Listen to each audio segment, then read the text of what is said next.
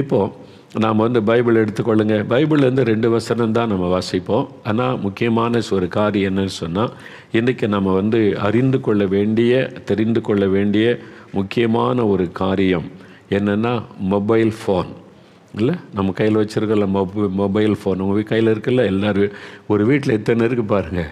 ஒரு வீட்டில் எத்தனை பேர் இருக்காங்களோ அத்தனை பேருக்கு மொபைல் ஃபோன். சில வீட்டில் ஒருத்தருக்கு 2 இருக்குது, சிலர் ஒரே ஆள் 4 வச்சுருக்குறாங்க.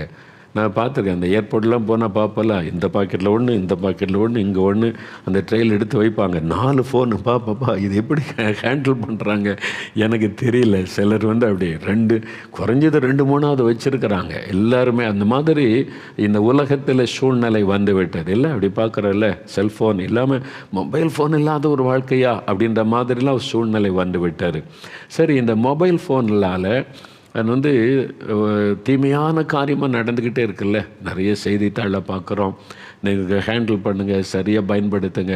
நிறைய வாலிப பெண் பிள்ளைகள் இதில் தான் மாட்டிக்கொள்கிறாங்க. அதில் கண்ணி வைக்கப்பட்டு அகப்படுத்திடுறாங்க. அதில் வீடியோ எடுத்து அந்த பிள்ளைகளை அடிமைப்படுத்தி வாழ்க்கையை சீரழிக்கிறாங்க.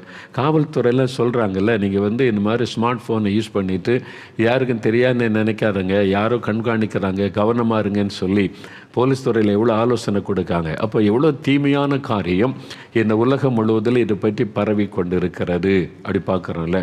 அப்புறம் நிறைய பேர் கேமுக்கு அடிமையாகிறது. இப்போ ரம்மி விளையாட்டு, அதில் தற்கொலை பண்ணுற குடும்பங்கள், அதில் சீட்டு விளையாடி ரம்மி, இப்போ செல்ஃபோன்லேயே ரம்மி விளையாடி லட்சக்கணக்கான ரூபாய் இழந்து குடும்பமாக தற்கொலை பண்ணிட்டான். ஒரு ஆள் மனைவி குழந்தைகளை கொன்னுட்டு தானே தற்கொலை பண்ணி கொண்டான். நடந்ததில் ஒரு சம்பவம் தமிழ்நாட்டில். ரயில்வேல வேலை பார்க்குற ஒரு பாருங்கள், லட்சக்கணக்காக திருடி அகப்பட்டு கொண்டார்ல. என்ன காரணம்னு பார்த்தா, இதில் ரம்மி விளையாட்டில் லட்சக்கணக்காக இழந்தது. நிறைய பேர் தொழிலை இழந்துட்டாங்க. தற்கொலை பெருகி கொண்டு இருக்கிறாரு. இதுக்கு பிரபலமானவங்களாம் வேறு விளம்பரம் கொடுக்குறாங்க, ரம்மி விளையாடுங்க அப்படின்னு சொல்லிட்டு. அவங்க விளையாட மாட்டாங்க, காசுக்காக அவங்க நடிக்கிறாங்க, அவ்வளோதான். அது ரொம்ப ஆபத்தானது. இது முதல்ல நடக்குது, தீமைகள் பெருகுது. அப்போ இது ஆசீர்வாதமா சாபமா, இது நன்மையா தீமையா, பல கேள்விகள் எழும்புகிறது. சரியா? இப்போ இதை பற்றி நாம் இன்றைக்கி கொஞ்சம் டீட்டெயிலாக நம்ம பார்க்கணும். பார்த்து நம்ம வேதம் என்ன சொல்லுது, நம்ம ஆண்டவருடைய பிள்ளைகள் எப்படி இந்த மாதிரி காரியத்தை கையாளணும் என்பதாக. 2 பக்கம் ஒருத்தர் தீமைங்க, அது வேண்டாங்க அப்படி சொல்கிற ஆள் இருக்காங்க. அது இல்லாமல் எப்படிங்க இருக்க முடியும்? பிஸ்னஸுக்கு ஹெல்ப்பாக இருக்குது, படிப்புக்கு ஹெல்ப்பாக இருக்குது, எங்களுக்கு மற்றதுக்கெல்லாம் ஹெல்ப்பாக இருக்குது. இப்படி 2 விதமான அபிப்பிராயங்களும் காணப்படுகிறதை பார்க்கிறோம். இந்த தொலைபேசி இது ஒரு பெரிய ஆசீர்வாதம் தான் இல்லை. தொலைபேசி என்பது ஒரு காலத்தில் லெட்ரு எழுதி அந்த லெட்ரு போய் கிடைச்சி பதில் எவ்வளோ நாள் காத்திருப்போம்ல. அப்போ இந்த தொலைபேசியினுடைய வரலாறு என்னன்னு பார்த்தீங்கன்னா, 1876 அலெக்சாண்டர் கிரஹாம் பெல் என்பவர் தான் தொலைபேசியை முதல் கண்டுபிடித்து உலகருக்கு அறிமுகம் செய்திருக்கிறார். இவர் தான் தொலைபேசியை கண்டுபிடித்து அறிமுகம் செய்கிறவர். 1876 தொலைபேசி கண்டுபிடிக்கப்பட்டு விற்பனைக்கு 3 ஆண்டுகளில் 49,000 பேர் அதை பயன்படுத்தி இருக்கிறாங்க உலக அளவில் அந்த காலத்தில். அப்புறம் 1900 ஆண்டில் தொலைபேசி பயன்படுத்துவோர் சுமார் 6 லட்சமாக அதிகரித்திருக்கிறாரு. 1900 கிட்டத்தட்ட 120 வருஷத்துக்கு முன்னால் வெறும் 6 லட்சம் பேர் தான் இதை பயன்படுத்தி இருக்கிறாங்க. 1915 ஆண்டில் தொலைபேசி கண்டுபிடிக்கப்பட்டு 30 ஆண்டுகளுக்கு பிறகு 58 லட்சம் பேர் அதை பயன்படுத்தி வந்திருக்கிறாங்க. யோசித்து பாருங்களேன். அப்போ ஒரு 100 வருஷத்துக்கு முன்னால் 58 லட்சம் பேர் தான் அதை பயன்படுத்தி இருக்கிறாங்க. 1960களில் உலகம் முழுவதிலும் சுமார் 11 கோடி பேர் தொலைபேசி பயன்படுத்தினர். 11 கோடி. இதன் மூலம் உலகின் தொலைத்தொடர்பு வளர்ச்சி அதிகரித்தது. தொலைபேசி பயன்படுத்துவோர் எண்ணிக்கை அதிகரித்தாலும் விலை அதிகம் என்பதால் எளிய சாமானிய மக்கள் பயன்படுத்த முடியவில்லை. ஆமாம், யோசிச்சு பாருங்களேன். நான் சின்ன பையனாக இருந்தபோது எங்கள் ஊரில் ஃபோன் யார் வீட்டில் இருக்குன்னா ஒருத்தர் 2 பேர், அவ்வளோதான். ஃபோன் பேசுன்னா அந்த ஒருத்தர் வீட்டில் தான் ஃபோன் இருக்குது. அவங்க பெரிய பணக்காரங்க, ஃபோன்லாம் இருக்குது அவங்க வீட்டில் அப்படி சொல்லுவாங்க. நான் சின்ன பையனாக இருக்கும்போது ஸ்கூலில் படிக்கும்போது அப்படி தான். எங்கள் ஊரில் ஒருத்தர் வீட்டில் தான் டெலிஃபோன் இருக்குது, அவங்க வீட்டில் தான் டெலிஃபோனே இருக்குது, ஃபோன்லாம் இருக்குது அப்படின்னு ஆச்சரியப்படுவேன். இப்போது குடிசையில் கூட இருக்குது. குடிசை வீட்டுக்குள்ளே 4-5 செல்ஃபோன் இருக்குது. இல்லை, காலை எப்படி மாறிட்டு கண்கூடா ஒரு 40 இயர்ஸ்க்குள்ளே எவ்வளோ பெரிய சேஞ்சஸ் நம்ம கண் முன்னால் நடந்திருக்கிறது. இது ஏன் இந்த அளவுக்கு மாற்றம்? இதை நம்ம யோசிக்க வேண்டிய முக்கியமான காரியம். நம்ம விஞ்ஞான வளர்ச்சி அதெல்லாம் உண்மை தான். அந்த வளர்ச்சி ஏன் இவ்வளோ வேகமாக பரவி இருக்குது? இத்தனை ஆண்டு காலம் 2000 வருஷம் இல்லாத காரியம் இந்த 40 வருஷத்துக்குள்ளே இவ்வளோ வேகமாக பரவ காரணம் என்ன? அப்புறம் 1973ஆம் ஆண்டில் தான் மோட்டரோலோ நிறுவனத்தில் வேலை செய்த அமெரிக்க விஞ்ஞானி மார்ட்டின் கூப்பர் என்பவரால் தான் கையடக்க பேசி கண்டுபிடிக்கப்பட்டது.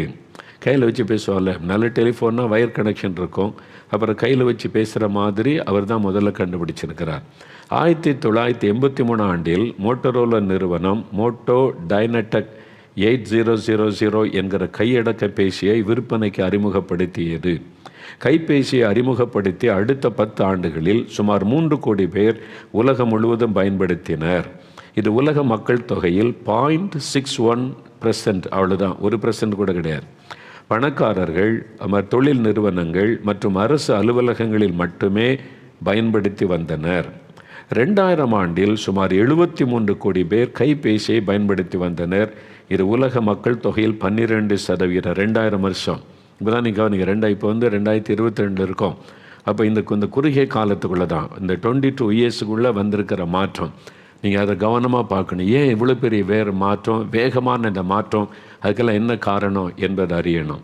2000 ஆண்டிலிருந்து 2006ஆம் ஆண்டிற்குள் கைபேசி உபயோகிப்போரின் எண்ணிக்கை 12% இருந்து 46% உயர்ந்து அபார வளர்ச்சி பெற்றது. 6 வருஷத்துக்குள்ளே பெரிய வளர்ச்சி. 2007ஆம் ஆண்டு, அதை கவனி, இங்கேருந்து தான் மாற்ற ஆரம்பிக்குது. 2007 செல்ஃபோன் கண்டுபிடிச்சது 1983. 2000 தான் அந்த கைபேசி, இந்த கையில் வச்சு சின்ன அது செல்ஃபோன் அப்படின்றது இருக்குல்ல, அது இந்த 6 வருஷத்தில் பெரிய வளர்ச்சி.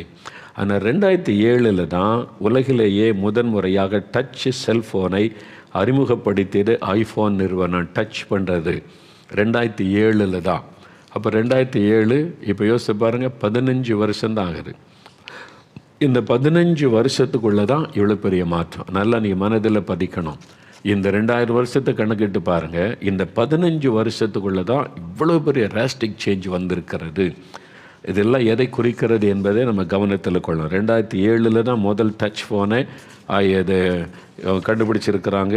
ஐஃபோன் நிறுவனம் கண்டுபிடிச்சிருக்குது. 2007ஆம் ஆண்டு முதல் செல் நிறுவனங்கள் அதுக்கு பிறகு தான் நிறைய அதிகரித்து ஸ்மார்ட் ஃபோன்கள் விலை குறைய எல்லாவித மக்களும் கைபேசியை வாங்கி பயன்படுத்த ஆரம்பித்தனர். 2007 இருந்து தான் ஸ்மார்ட் ஃபோன், இப்போ ஸ்மார்ட் ஃபோன் வச்சுருக்கோம் பார்த்தீங்களா, அது எல்லாரும் வாங்கி பயன்படுத்த ஆரம்பிச்சு. இதன் விளைவாக 2010ஆம் ஆண்டில் உலகில் 76% பேர் செல்ஃபோன் பயன்படுத்த ஆரம்பித்தனர்.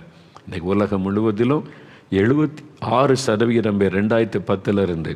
2015ஆம் ஆண்டில் 90% பேர் பயன்படுத்த ஆரம்பித்தனர். 2015 இருந்து யோசித்து பாருங்கள், 15. அப்போ 7 வருஷத்துக்குள்ளே இவ்வளோ பெருசாக மாற்றம். இந்திய அளவில் செல்ஃபோன் பயன்படுத்துபவர்கள் இந்தியாவில் சுமார் 118 கோடி பேர் கைபேசி பயன்படுத்துகிறார்கள். இணையதளத்தை பயன்படுத்துவோர் சுமார் 70 கோடி பேர். இன்டர்நெட் பயன்படுத்துகிறவங்க 70 கோடி பேர். பாதி இந்திய ஜனத்தொகையில் பாதி பேர் இன்டர்நெட் கனெக்ஷன் எடுத்து பயன்படுத்துகிறாங்க.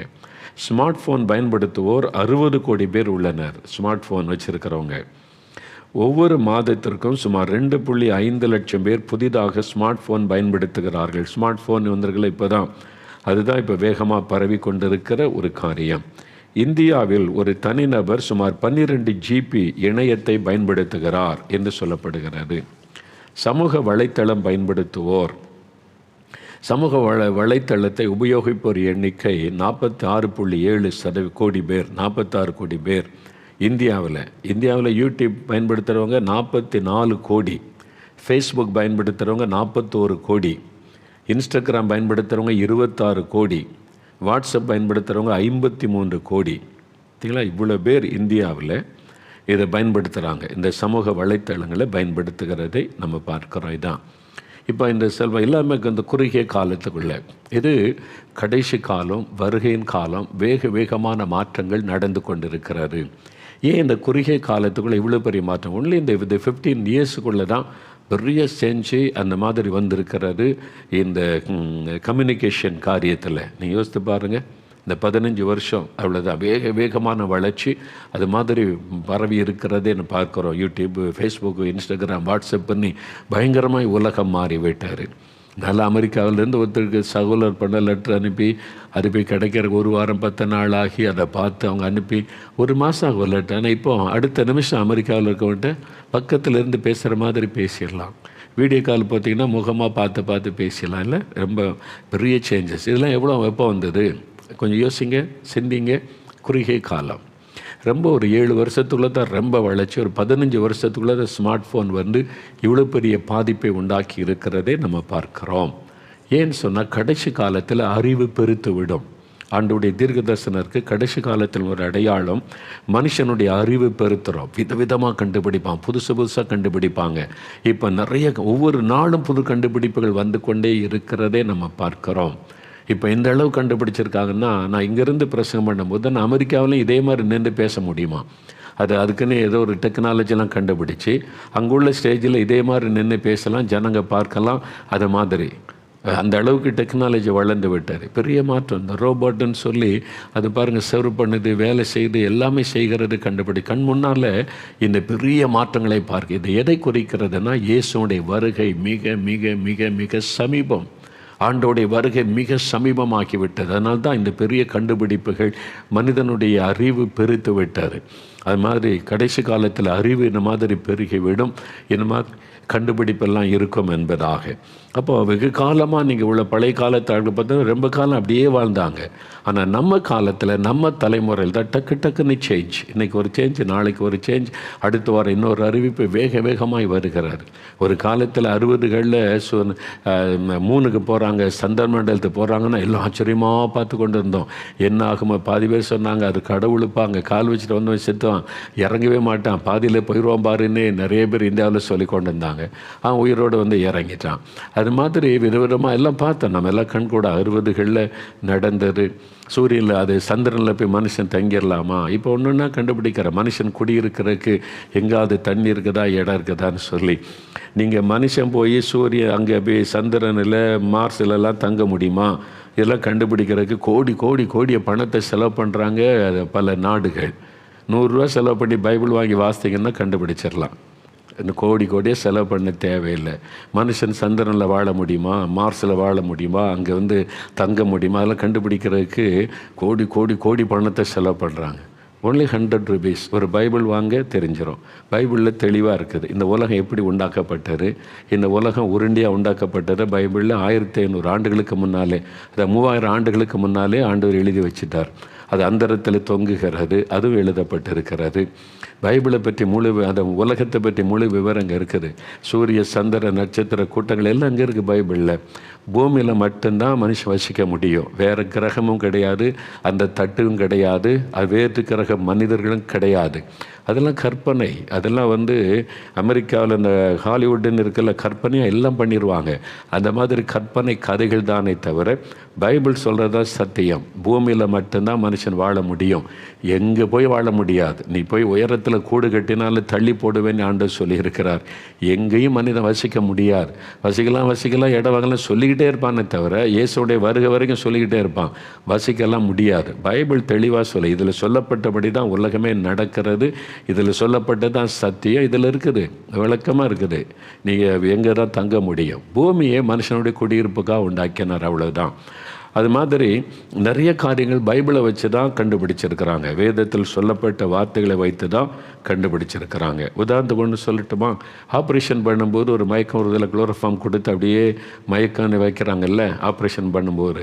முதல்ல அப்படி கிடையாதான். முந்தின காலத்தில் அவன் அந்த வலியை தாங்கினா தான் ஆப்ரேஷன் பண்ணுவாங்களாம். அப்புறம் எப்படி கண்டுபிடிச்சாங்கன்னு தெரியுமா? அதை கண்டுபிடிச்சவர் பைபிள் வாசித்த ஒரு தேவ மனிதர். ஆதியாமத்தை வாசிக்கும்போது ஆண்டவர் ஆதாமுக்கு அயர்ந்த நித்திரையை உண்டாக்கி விலா எலும்பை எடுத்து பெண்ணை உருவாக்கினான்னு பைபிள் இருக்குது. அப்போ அவனுக்கு வந்து அயர்ந்த நித்திரையை உண்டாக்கி தான் விலா எலும்பு ஆண்டவர் உருவி எடுத்தார், ஆப்ரேஷன் பண்ணுறார் ஆண்டவர். அப்போ ஆப்ரேஷனுக்கு ரொம்ப முக்கியம் அயர்ந்த நித்திரை. அவன் வலி தெரியாமல் இருக்கணுமானா அதுக்கு ஒரு மருந்துக்கு இருக்குது. அப்போ ஆண்டவரே அப்படி பண்ணியிருக்கிறான்னு சொல்லி தான் குளோரோஃபார்ம் கண்டுபிடிச்சது. மனுஷனுக்கு அந்த மயக்கம் கொடுத்து அவனை மயக்கத்தில் வச்சு ஆப்ரேஷன் பண்ணுவார். இப்படி நிறைய ஹிஸ்ட்ரி எடுத்து பார்த்தீங்கன்னா எல்லாம் பைபிளில் சொல்லப்பட்டதை வச்சு தான் ஒன்றா கண்டுபிடிச்சாங்க என்பதாக நீங்கள் பார்க்க முடியும். பிரியமானவர்களே, இது மாதிரி நிறைய காரியம் வேதத்தில் தெளிவாய் சொல்லப்பட்டிருக்கிறதை நீங்கள் வாசித்து அறிந்து கொள்ளலாம். சரி, இப்போ செல்ஃபோனுக்கு வாங்க. ஏன் இந்த குறுகிய காலத்துக்குள்ள இவ்வளோ பெரிய கண்டுபிடிப்புகள் சொன்னால், ஆண்டவருடைய வருகை மிக சமீபமாகி விட்டதுனால ஒரு பக்கம் சாத்தான் பலமாய் கிரியை செய்கிறான், இன்னொரு பக்கம் ஆண்டவரும் பலமாய் கிரியை செய்து கொண்டிருக்கிறார். இந்த 2 வல்லமைகளும் பலமாய் கிரியை செய்கிறதை இன்றைக்கு உலகத்திலே பார்த்து கொண்டிருக்கிறோம். நம்முடைய ஜெபத்தை வைத்து தேவன் கிரியை செய்கிறார், சாத்தான் அவனுக்குரிய மனிதர்களை வைத்து அவன் தன்னுடைய திட்டத்தை நிறைவேற்றுகிறான். இதை மனதில் கொள்ளணும். அப்போ இந்த செல்ஃபோன் என்பது எதற்காகனா, அந்தி கிறிஸ்துவுடைய ஆட்சி வரும்போது இந்த செல்ஃபோனை வச்சு தான் முழு உலகத்தையும் கண்ட்ரோல் பண்ணுவான். எல்லார் கையிலையும் கொடுத்துட்டான்ல. இப்போ எல்லார் கையில் செல்ஃபோன் வச்சுருக்கீங்களா? அது இல்லாமல் இருக்க முடியாதுன்ற சூழ்நிலையை உருவாக்கிட்டான்ல. இப்போ ஒரு காலத்தில் ஃபோன் இருந்தால் இல்லாட்டினா கூட பரவாயில்லங்க இருந்தாங்க. ஆனால் செல்ஃபோன் இல்லாமல் இப்போ யாருமே இருக்க முடியாதுன்ற சூழ்நிலை எல்லாத்தையுமே அந்த ஒரு செல்ஃபோனுக்குள்ளே கொண்டு வந்துட்டான். கேமரா, பாட்டு கேட்குறது, வீடியோ எடுக்கிறது, அப்புறம் இந்த சோசியல் மீடியா பார்க்குறது, எல்லாத்தையும் அந்த ஒரு செல்ஃபோனுக்குள்ளே கொண்டு வந்து எல்லார் கையிலையும் கிடைக்கும்படி பண்ணிட்டான். அப்போ இதை கையில் வைத்து கொள்ளாமல் வாழ முடியாதுன்ற சூழ்நிலை எல்லாருக்குள்ளேயுமே உருவாகிவிட்டதை நாம் இன்றைக்கு தெளிவாய் பார்க்கிறோம். இதுதான் அந்தி கிறிஸ்து வரும்போது முழு உலகத்தை அவன் கண்ட்ரோல் பண்ணுவான். எதை வச்சு? செல்ஃபோனை வச்சு தான். இப்போ நீங்கள் செல்ஃபோனை வச்சு நீங்கள் எங்கே இருக்கீங்கன்னு கண்காணித்து சொல்லிடுவாங்க. தெரியுமா உங்களுக்கு? உங்களுடைய செல்ஃபோனை வச்சு எங்கே போகிறீங்க, எங்கே இருக்கீங்க, ஷாப்பிங் மாலில் இருக்கீங்களா, வீட்டில் இருக்கீங்களா, எந்த மாவட்டத்தில் இருக்கீங்கன்னு சொல்லிடுவாங்க. உங்களை கண்காணிப்பதற்கு அந்த கருவி பயன்படுத்தப்பட்டு கொண்டு இருக்கிறது. நீங்கள் அதை மறந்துட்டு மற்ற காரியத்தில் ரொம்ப கவனம் செலுத்தி கொண்டு இருக்கிறோம். ஏன் இது? அப்போ இது வேகமாக இந்த டெக்னாலஜி பரவி எல்லார்கிட்டையும் இது வந்து கொண்டு இருக்கிறது. அந்தி கிறிஸ்து பயன்படுத்த போகிற ஒரு பயங்கரமான காரியமாக இருக்க போகிறது. அப்போ அதுக்காக தான் கண்டுபிடிக்கப்பட்டதா அப்படின்னா அப்படி கிடையாது. நீங்கள் அதை விளங்கிக் கொள்ளணும். எந்த ஒரு கண்டுபிடிப்பிலையும் நன்மையும் இருக்கும், தீமையும் இருக்கும். ஒரு நல்லதும் இருக்கும், கெட்டதும் இருக்கும். அப்போ எது அதில் காரியம் என்பதை நம்ம விளங்கி கொள்ள வேண்டியதாக ரொம்ப முக்கியமான காரியம். பாருங்கள், இப்போ இந்த செல்ஃபோனில் இந்த காரியத்தை கண்டுபிடிச்சது மனுஷனுக்கு அந்த ஞானத்தை கொடுத்தவர் கர்த்தர். ஒரு கண்டுபிடிப்பை செய்ய, நன்மையான காரியத்தை செய்ய மனிதனுக்கு ஞானம் கொடுத்து அதை செய்ய வைக்கிறவர் கர்த்தர். இப்போ இந்த செல்ஃபோன் காரியம் நம்ம பேசுகிறோம்ல, மக்கள் என்ன நினைக்கிறாங்க, பயன்படுத்துகிறவங்க என்ன நினைக்கிறாங்க அது தெரியணும்ல.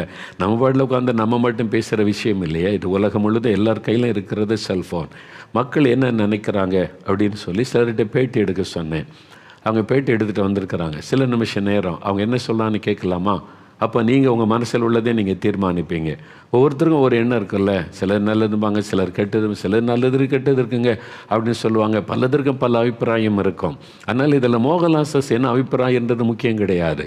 நமக்கு ஆண்டவர் என்ன சொல்கிறாரு, வேதவசன் என்ன சொல்லுது, நம்ம அதை எப்படி எடுத்துக்கொள்ளணும், அதான் முக்கியம். இப்போ உலக மக்கள் என்ன சொல்கிறாங்க அது கொஞ்சம் பார்க்கணும்ல. பாருங்கள், நிறைய பேர் இது இல்லாமல் இருக்க முடியாது, நிறைய நன்மை இருக்குதுன்னு சொல்கிறதையும் பார்க்குறோம், நிறைய தீமை இருக்குதுன்னு சொல்கிறதையும் பார்க்குறோம். இதெல்லாம் நம்ம கவனிக்கிறோம். இப்போது ஒரு கண்டுபிடிப்பு, ஒரு விஞ்ஞான கண்டுபிடிப்புன்னா எப்படி? ஆண்டவர் ஒரு மனிதனுக்கு ஞானம் கொடுத்து அவனை கண்டுபிடிக்க வைக்கிறார். எல்லாமே அவர் தான் கண்டுபிடிக்க வைக்கிறாரா அப்படின்னு கேட்டால், மக்களுக்கு நன்மை உண்டாகிற காரியத்தை கண்டுபிடிக்க தேவன் ஞானம் கொடுக்கிறார். ஆனால் மனிதனை இன்னொருவனும் பயன்படுத்த முடியும், சாத்தான் பயன்படுத்த முடியும். அந்த அவனும் கிரியை செய்து பொல்லாத காரியங்கள், தவறான காரியங்களை கண்டுபிடிக்க வைக்கிறான். பாருங்கள், அணுகுண்டு கண்டுபிடிக்கிறாரு. இப்போ விஞ்ஞானிகள் கொள்ள நோயை எப்படி பரவ பண்ணுறது, கொரோனா வைரஸ், அப்புறம் இந்த வைரஸ் 6 மாதம் கழித்து இந்த வைரஸ் வருது. என்ன தீர்க்கதரிசி கண்டு சொல்கிறதுக்கு அவனை உருவாக்குறான். இந்த தீமைகளை உண்டாக்கி மக்களை பயப்படுத்தி அடிமைப்படுத்த, தீமைகளை உண்டாக்குறதுக்கு பின்னால் இருப்பது சாத்தானுடைய கிரியை, நன்மையான காரியத்துக்கு பின்னால் இருப்பது ஆண்டவருடைய கரம். அப்போ சமுதாயத்துக்கு நன்மை உண்டாகிற ஒரு காரியத்தை கண்டுபிடிக்க வச்சாலும் அதுக்குள்ளே சாத்தான் நுழைந்து தன்னுடைய தீமைகளை அதிகமாய் நிறைவேற்ற அவன் பயன்படுத்துகிறான் என்பதை விளங்கி கொள்ள வேண்டும். நீங்கள் பாருங்கள், விஞ்ஞானிகள் வளைச்சி கண்டுபிடிச்சி ஒரு காலத்தில் சினிமான்னு ஒன்று கண்டுபிடிச்சாங்க, இல்லை திரையில் ஓட சினிமான்னு கண்டுபிடிச்சாங்க. மக்கள் ஆச்சரியமாக பார்த்தாங்க. அப்புறம் அந்த சினிமா, ரேடியோ, அதில் பாட்டு எங்கேயோ இருக்குது, இங்கே பாட்டு கேட்குது, இங்கே ஆள் பேசுகிற கேட்குற அப்படின்லாம் உட்காந்து நம்ம கேட்டோம். நம்ம சின்ன பையனாக இருக்கும்போதெல்லாம் ரேடியோ தான் நம்ம நேரப்போக்கு அப்பப்போ கேட்குறாரு.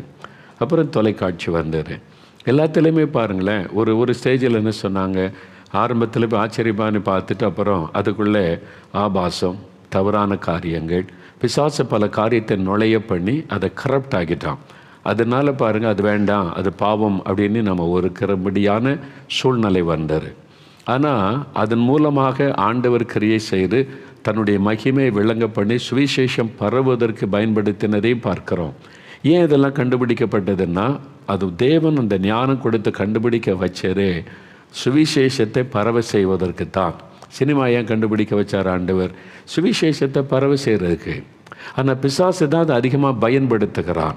நீங்கள் யோசித்து பாருங்கள், ஒரு பேஷன் ஆஃப் கிரைஸ்ட் என்பது உலகம் முழுவதிலும் நிறைய பேருடைய உள்ளத்தை தொட்டு நிறைய பேர் அது மூலமாக சாட்சி சொல்லியிருக்கிறாங்க. கருணாமூர்த்தின்னு ஒரு படம் எடுத்து அதை ஓட விட்டு ஆந்திராவில் 1 வருஷத்துக்கு மேலே அந்த சினிமா ஓடி அதன் மூலமாக நிறைய பேர் ரட்சிக்கப்பட்டாங்க. இயேசுடைய வாழ்க்கை வரலாறு. சினிமா நடிகர் அந்த ஏமி ராஜன் அவர்கள் அது மூலமாக தான் ரட்சிக்கப்பட்டு சாட்சியாக மாறினாங்க. தேவன் அதை பயன்படுத்தி சுவிசேஷத்தை பரவ செய்ய தான் கண்டுபிடிக்க வைத்தது. ஆனால் அதை சாத்தான் மேற்கொண்டு அதை தனக்கு சொந்தமாக்கி கொண்டான். ஏன்னா நம்மெல்லாம் விட்டு இதை பிசாசுக்குரியது, நம்ம அதை பார்க்கக்கூடாது செய்யக்கூடாதுன்னு ஒதுக்கி விட்டதுனால அவன் முழு ஆளுகை செய்து விட்டான். அப்போவே நம்ம ஜெபம் பண்ணி இல்லை அது சுவிசேஷத்தை கண்டுபிடிக்கப்பட்டது, அதுக்கு தான் பயன்படுத்தப்படும் ஜெபம் பண்ணி பிடிங்கி இருந்தால் இன்றைக்கி இது மூலமாக எவ்வளோ சுவிசேஷத்தை நம்ம அறிவித்திருக்க முடியும். அப்படி தான் ரேடியோ வச்சா, ரேடியோ இருந்தால் வீட்டில் பிசாசு அப்படின்னு ஒரு காலத்தில் பிரசங்கம் பண்ண கேட்டிருக்கீங்களா? ரேடியோ வீட்டில் இருந்தால் பிசாசு, அதில் நியூஸும் வருது, சினிமா பாட்டும் போடுவாங்க. நியூஸ் அவசியமானது தானே, ஆனாலும் அது பிசாசுன்னு சொல்லி ஒரு காலத்தில் பிரசங்கம் செய்யப்பட்டது. ஆனால் அதே ரேடியோ மூலமாக இயேசு அழைக்கிறார் நிகழ்ச்சி வந்துச்சு, இயேசு வருகிறார் நிகழ்ச்சி வந்துச்சு, பல நித்திய ஜீவன் அப்படின்ற ஒரு நிகழ்ச்சி வந்துச்சு. ரேடியோ மூலமாக தான் சுவிசேஷம் அறிவிக்கப்பட்டு நாங்களும் உட்காந்து கேட்குறது. ஃபீபா ஸ்டேஷனில் சேஷல்ஸ்லேருந்து வரும், சரியாக கிடைக்காது, அதை டிரான்சிஸ்டர் கொண்டு போய் மாடியில் உட்காந்து கேட்டு வசனம் கேட்குறது. அதெல்லாம் நான் ரட்சிக்கப்பட்ட ஆரம்ப காலத்தில் தேவன் அதை பயன்படுத்தின பிறகு எல்லாம் ரேடியோவில் இந்த நிகழ்ச்சியை பாருங்கள். அதில் அதாவது சாத்தான் கொண்டு வந்து தீமையை விதைச்சி அதுக்குள்ளே கொண்டு வந்து மக்களை கரெக்ட் பண்ண அவன் ஆரம்பித்த போது சபை அது பிசாசுக்குறைன்னு ஒதுக்கிட்டதுனால முழுமையாக அவன் ஆட்கொண்டு விட்டான். அப்போ அதனால் தேவன் அதை அவருடைய நாம மகிமைக்கின்ற சுவிசேஷத்தை அறிவிக்க தான் கண்டுபிடிக்க வைத்தார். டிவி ஒரு காலத்தில் டிவி வீட்டில் இருந்தால் பிசாசு இருக்குது அப்படின்னு பிரசங்கம் நானே கேட்டிருக்கிறேன். சிலர் பிரசங்கம் பண்ணார். அப்புறம் கொஞ்ச நாள் கழித்து போனால் அவங்க வீட்டுக்குள்ளே இருக்குது அந்த பிசாசு, சும்மா பேசுகிறாரு. இப்போ அந்த டிவி எது கண்டுபிடிச்சா? இன்றைக்கி அந்த டிவி மூலமாக எவ்வளோ சுவிசேஷம் அறிவிக்கப்படுதில்லை? இப்போ நீங்கள் உட்காந்து பார்க்குறீங்கல்ல, டிவிக்கு முன்னால் உட்காந்து இந்த நிகழ்ச்சியில் பங்கு பெறுறீங்க, ஜெபிக்கிறீங்க, வசனத்தை கேட்குறீங்கள. இதுக்கு தான் ஆண்டவர் கண்டுபிடிக்கவைகளை, தவறுகளை, ஆபாசங்களை, தவறான நம்பிக்கைகளை மக்களுக்குள்ளே விதை. நாம் ஒவ்வொரு விஞ்ஞான கருவிகளையும் இயேசுடைய பிரதான கட்டளை நிறைவேற்றுவதற்கும் அந்த ஆண்டவருடைய வருகைக்கு மக்களை ஆயத்தப்படுத்துவதற்கு நம்ம பயன்படுத்தி கொள்ள வேண்டும். அதான் ரொம்ப முக்கியமான ஒரு காரியம். நீ யோசித்து பாருங்கள், ஆண்டவர் ஒரு 12 வருஷத்துக்கு முன்னால் ஆண்டவர் சொன்னார், ஒரு டிவி சேனல் ஆரம்பிக்கணும், கிறிஸ்தவ சேனல் இல்லை, ஒரு நியூஸ் சேனல் ஆரம்பித்து காமனாக எல்லோரும் பார்க்கணுன்னாரு. அதுக்கு நீங்கள் யோசித்து பாருங்கள், நான் ஒரு சுவிசேஷகன், சுவிசேஷ அறிவிக்க அழைக்கப்பட்டவன், அதுக்கு எனக்கு என்ன சம்மந்தம் இருக்குது? நான் கேட்டேன், என்ன ஆண்டவரே சம்மந்தமில்லாத ஒரு காரியத்தை என்னை செய்ய சொல்கிறீங்க? ஒரு கிறிஸ்தவ ப்ரோக்ராம் உள்ள சேனல் ஆரம்பிக்க சொன்னால் ஆரம்பிச்சல, இயேசுடைய டிவி சேனல் அப்படின்னு ஆரம்பிக்கலாம். என்ன ஆண்டவரே சொல்லி, நான் எழுப்புதல் திட்டம் நிறைவேற அது எனக்கு வேணும். சுவிசேஷத்தை மக்களுக்குள்ளே கொண்டு போக, கடைசி கால எழுப்புதல் செய்தியை கொண்டு போக அது வேணும். உனக்கு இப்போ தெரியாது. அப்போ நான் சொன்னபோது நிறைய பேருக்கு அது விளங்கலை, அதை ஏற்றுக்கொள்ளவும் இல்லை. ஆனால் இன்றைக்கி நீங்கள் எத்தனை லட்சக்கணக்கான பேர் நீங்கள் எந்த சத்தியம் தொலைக்காட்சிக்கு முன்னால் உட்காந்து இந்த வார்த்தையை கேட்குறீங்க? இது ஆண்டவர் அன்றைக்கி சொல்லும்போது எனக்கு அது புரியலை. அப்போ தேவன் ஏன் இந்த காரியத்தை செய்ய வைக்கிறார்? அவருடைய திட்டத்தை நிறைவேற்ற. அப்படி தான் எல்லா கண்டுபிடிப்புகளுமே. அப்போ அந்த மொபைல் ஃபோன் இதெல்லாம் எதுக்கு ஆண்டவர் கண்டுபிடிக்க வச்சார் அப்படின்னு கேட்டால், சுவிசேஷத்தை தீவிரமாக இன்னும் கொண்டு போவதற்கு, அதுக்கு தான் எல்லாமே. ஆனால் அதை யார் அதிகமாக பயன்படுத்துகிறா? சாத்தான் அதுக்குள்ளே நுழைஞ்சி அதனுடைய ஆட்களை எல்லாம் பயன்படுத்தி அவனுடைய திட்டத்தை நிறைவேற்ற வேகமாய் பயன்படுத்துகிறான். இதான் காரியம். அதனால் அதற்குள்ளே நன்மையும் இருக்கோ தீமையும் இருக்கிறது. அவங்க சொன்னாங்க பார்த்தீங்களா? ஆனால் நம்ம என்ன செய்யணும்? 1 தெசலோனிக்கேயர் 5ஆம் அதிகாரம் 21, 22 வசனம் பாருங்கள். 1 தெசலோனிக்கேயர் பைபிளை திருப்பங்க. 1 தெசலோனிக்கேயர் புதிய ஏற்பாட்டில் 282வது பக்கம் எடுத்துக்கொள்ளுங்க. 1 தெசலோனிக்கேயர் 5ஆம் அதிகாரம் 21, 22 வசனம் பாருங்கள்.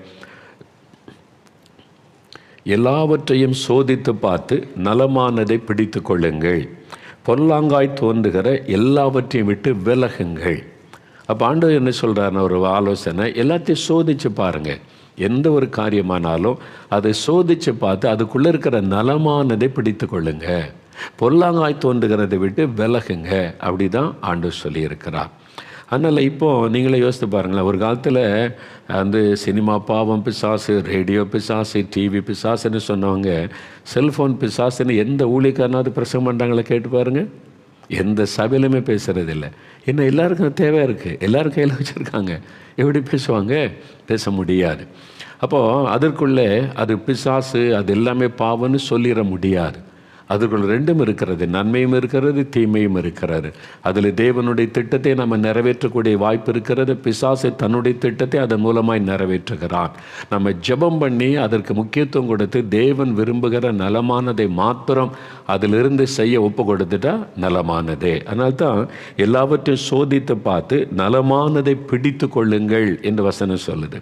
நீங்கள் சோதித்து பாருங்கள், நலமானதை பிடித்து கொள்ளுங்கள். பொல்லாங்காய் தோன்றுகிறதை விட்டு விடுங்க. அது வேண்டாம் உங்களுக்கு. பொல்லாங்காய் இருக்குது, இதில் பாவம் இருக்குது, இதில் அசுத்தம் இருக்குது, அந்த காரியம் வேண்டாம் என்பதாக நீங்கள் ஒதுக்கி விட வேண்டும். அதான் பார்த்த நன்மைகள் அப்படின்னு எடுத்துக்கொண்ட நிறைய நன்மைகளும் இருக்கிறாரு. அவங்க சொன்னாங்க பார்த்தீங்களா, என் பிள்ளைகள் வெளிநாட்டில் இருந்தாலும் உடனே தொடர்பு கொண்டு அடுத்த நிமிஷம் பேசிடலாம், அது ஒரு நன்மை தானே. பாருங்கள், கல்வி கற்பதற்கு கொரோனா காலத்தில் இந்த ஸ்மார்ட் ஃபோன் இதை வச்சு தான் நிறைய ஆன்லைன் கிளாஸ்லாம் நடத்தி நிறைய பேர் கற்றுக்கொண்டு அது நன்மை இருக்கிறோ இல்லையோ, அவங்க கதையை படிக்கிறாங்களோ இல்லையோ, ஃபஸ்ட் இயர் பாஸ் பண்ணிட்டாங்க, செகண்ட் இயர் பாஸ் பண்ணிட்டாங்க, தேர்ட் இயர் காலேஜுக்கு வந்துட்டாங்கல்ல. அது எப்படி? எல்லாம் அந்த ஃபோனை வச்சு தானே அதில் படித்து எக்ஸாம் எழுதி வந்துட்டாங்கல்ல. அது மாதிரி அது இல்லைன்னா அவங்க காலேஜில் படிக்க முடியாதில்ல. இப்போ அந்த ஃபோன் இல்லைன்னா அவங்க இன்னும் இப்போ போய் ஃபஸ்ட் இயர் தானே ஜாயின் பண்ண முடியும், இப்போ தேர்ட் இயர் ஜாயின் பண்ணுறாங்க. அப்போ முதல் 2 வருஷம் அதை வச்சு தானே படித்து வந்தாங்க. அப்படி சில நன்மைகள். ஒரு அவசரம், இப்போ வந்து முன்னால் வந்து ஒரு ஆக்சிடெண்ட் ஆகிட்டு ஆம்புலன்ஸுக்கு கூப்பிடணும், போலீஸுக்கு கூப்பிடணும்னா அது ஃபோன் எங்கே இருக்குன்னு தேடணும். இப்போ கையில் இருக்குது, டக்குன்னு ஃபோன் பண்ணி நியூஸ் கொடுத்துடலாம். இந்த மாதிரி காரியம் இருக்கிறது.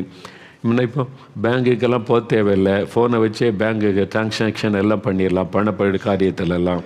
அது மாதிரி யூடியூப், ஃபேஸ்புக்கு அப்படின்னு சொல்லி நிறைய காரியங்கள், நம்ம நிறைய செய்திகள். இந்த மாதிரி இப்போ வந்து உக்ரைனில் என்ன நடக்குன்னு, இப்போ என்ன நடக்குன்னு கண்டுபிடிக்கணும், பார்த்தா போது இப்போ என்ன நடக்குன்னு டக்குன்னு பார்த்துட முடியும். இல்லைன்னா அடுத்த நாள் காலை நியூஸுக்காக நம்ம காத்திருக்கணும்.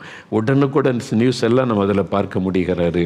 அப்புறம் வந்து வியாபாரம், பிஸ்னஸ் காரியம், வேலை, எங்கே வேலை வாய்ப்பு இருக்குது அதெல்லாம், அது மாதிரி பல காரியங்கள். நம்ம ஊரில் கிடைக்காத சில பொருட்கள் அப்படிலாம் கிடைக்கணுமானா ஆன்லைனில் ஆர்டர் பண்ணி வாங்கி கொள்ளலாம். நம்ம ஊரில் கிடைக்கலையே, நம்ம நாட்டிலே கிடைக்கல, ஆர்டர் பண்ணி எந்த நாட்டில் உள்ள பொருளை வாங்கி கொள்ளலாம். இது மாதிரி பல விஷயங்கள் அதில் இருக்கிறது, நன்மைகள் இல்லை. அதனால தான் எல்லார் கையில் அது இருக்கிறது. அது மாத்திரம் இல்லை, இப்போ முன்னால் வந்து இப்போ முன்னால் ஆரம்ப காலத்தில் ஊழித்து போனால் கேமரா இருக்கும், என்ன ஃபோட்டோலாம் எடுக்கணும்ல, அந்த மீட்டிங் பற்றி எடுக்கணும், அதில் நம்ம எடுத்துகிட்டு வருவோம், நம்ம ஞாபகத்தை வைக்க ஒரு வீடியோ எடுக்கணும், அதுக்கு வீடியோ கேமரா ஒன்று வேணும். அப்புறம் இது மாதிரி மியூசிக் கேட்கணுன்னா அதுக்கு ஒரு பிளேயர் சின்னதாக ஒன்று டேப் ரெக்கார்ட் மாதிரி வச்சு அதில் தான் பாட்டு கேட்போம். கிளாக்கு ஒரு வைக்கணும்னா ஒரு கிளாக் ஒன்று வச்சு அலாரம் வச்சுக்கிறது. இப்போ எல்லாமே ஒன்று ஆயிட்டுல, கேமரா இருக்குது, அதுக்குள்ளே வீடியோ இருக்குது, மியூசிக் பிளேயர் இருக்குது, அதில் கிளாக் இருக்குது, அலாம் வச்சுக்கலாம். ஒரே பொருளுக்குள்ளே எல்லாமே இருக்கிறதுனால ஈஸி, வசதி ஆகிறது. அதனால் தவிர்க்க முடியாத, எல்லாரும் உபயோகப்படுத்த வேண்டிய ஒரு பொருளாக இந்த செல்ஃபோன் மாறிவிட்டது. உண்மைதானே இது? இனிமேல் யாருமே பயன்படுத்தாமல் இருக்க முடியாத ஒரு சூழ்நிலை உண்டாக்கிவிட்டார். அது மாத்திரம் இல்லை, ஜிபிஎஸ் அதில் இருக்குது. இப்போ நாங்கள் ட்ராவல் பண்ணால் அவளே டிரைவரை பார்த்து சொல்ல, இப்போ இவ்வளோ தூரத்தில் இருக்கோம், இன்னும் இவ்வளோ நேரத்தில் போய் சேர்ந்துடலாம், இன்னும் இத்தனை கிலோமீட்டர் போகணும். எப்படியா தெரியும்? செல்ஃபோனில் சொல்கிறாங்க, இவ்வளோ தூரம் வந்திருக்கிறோம், இன்னும் இவ்வளோ நேரத்தில் போய் சேர்ந்துடலாம். ஜிபிஎஸ் எவ்வளோ வசதி அது உள்ளே வந்துட்டுல்ல.